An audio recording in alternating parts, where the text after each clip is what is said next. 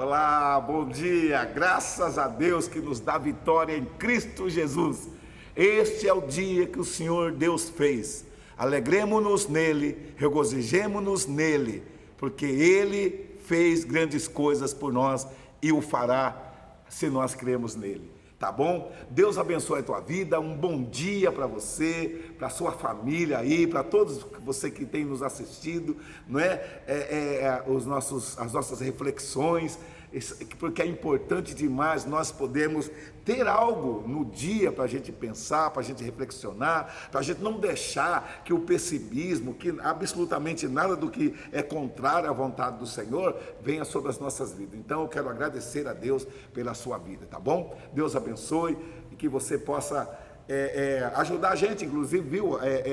Curta essa reflexão, manda para alguém que você conhece. Às vezes você conhece alguém que precisa, alguém que está naquele desespero, naquela situação complicada, manda para ela.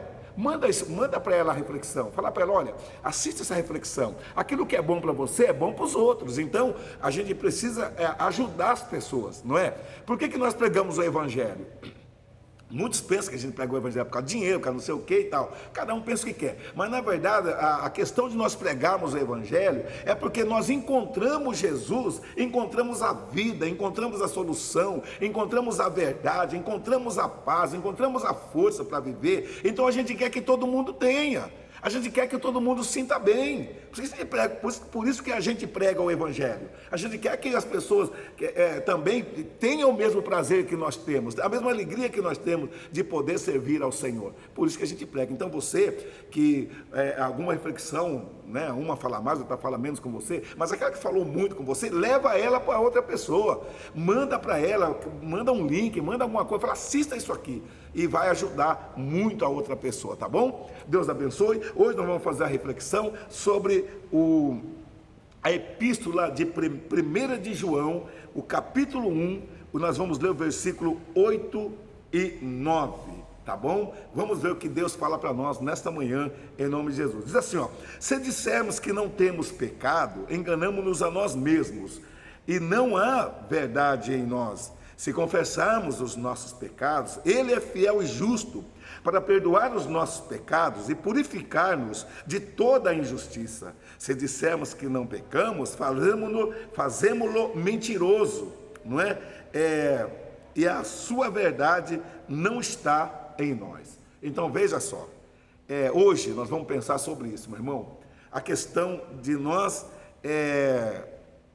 achar, não sentir o pecado, achar que a gente não peca, achar que tudo na vida é normal, sem discernir que muitas vezes nós erramos o alvo, pecamos por palavra, pecamos por pensamentos, pecamos por atitude, pecamos por ações. São as portas que a gente peca, são os nossos sentidos, não é? Então o que acontece, ó? Se nós não tiver a percepção de que a gente peca, então a gente vai viver como aquela pessoa que não peca. Ah, não, eu não peco. Ou então ignora o fato de pecar e esquece que essa questão é muito complicada. Veja só, se dissermos que não temos pecado, achamos-nos mentirosos e a verdade não está em nós. Aquela pessoa que acha que eu não peco, tem gente que fala assim, ó, eu não roubo, eu não matei ninguém, eu não faço mal para ninguém, então eu não peco. Para que eu vou na igreja? Para que eu vou orar? Eu não peco, eu nunca fiz o mal para ninguém, não é? E a pessoa acha que pecado é só matar, roubar, não é? Prostituir, alguns acham que até prostituir não é pecado. Tem gente que agora acha que não é pecado, né? Agora não pode chamar mais a mulher de prostituta, não é? A mulher que vive da prostituição. Agora é profissional do sexo. Então, né? Daqui a pouco vão achar um nome para o traficante também, tá? Não é traficante não. Ele precisa tratar da família dele, ele precisa cuidar da família dele. Então, não é assim não. Não tem nada errado em fazer tráfico, não.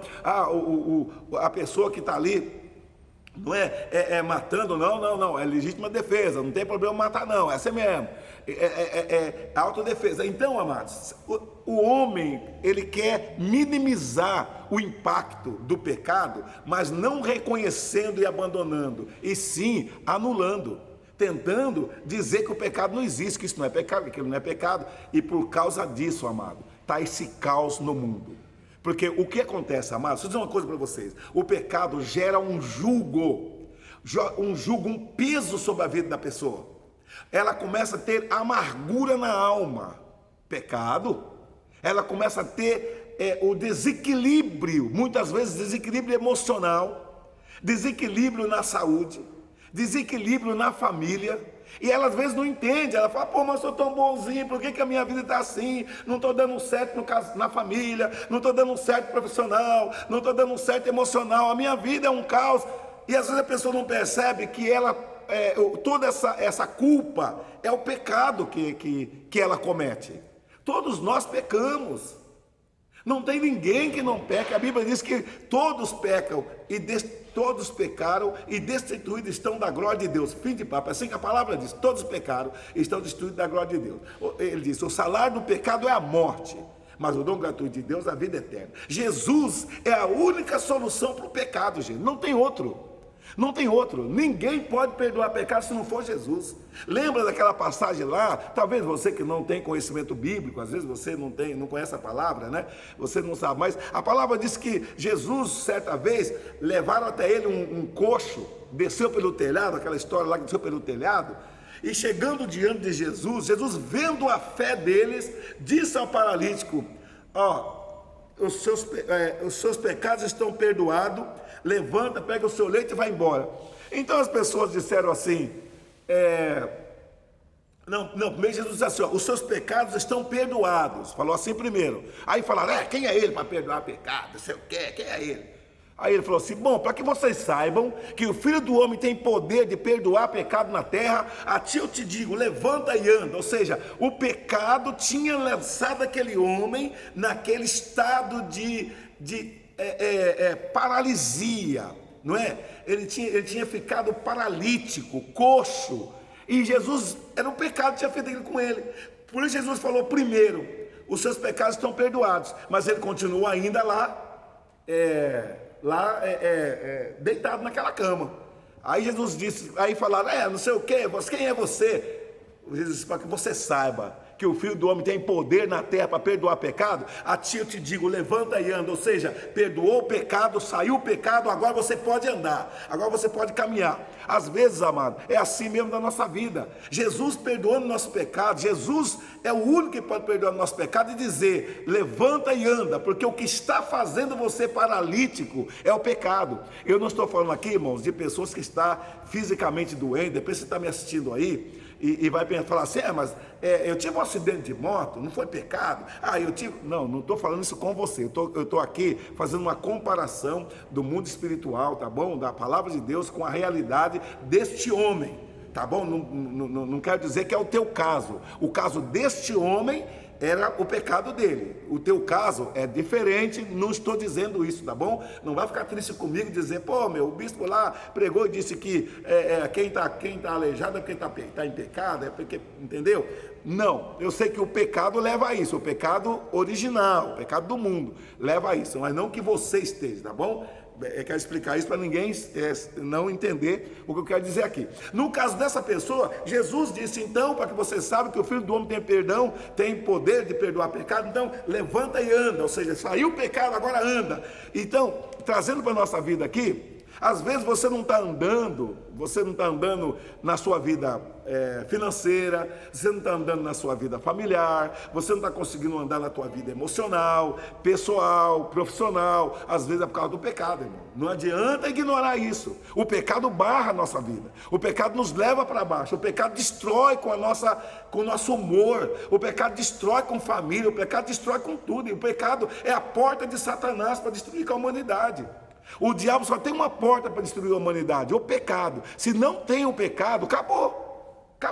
Não tem o pecado, acabou. Não tem onde o diabo agir, que ele só age em nossa vida fazendo a gente pecar. Ou seja, quando a gente peca, a gente nega a Deus, a gente erra o alvo, que é o Senhor, e aí abre a porta para o diabo entrar, e por isso o caos entra na nossa vida. Então ele diz, se dissermos que não pecou, é mentira. Então se você pensar, não, meu problema não é porque eu estou pecando não, é melhor você acreditar que você peca, que nós pecamos, e é importante a gente estar sempre diante do Senhor. Então veja só o que ele disse aqui, né? Se dissermos que não pecamos,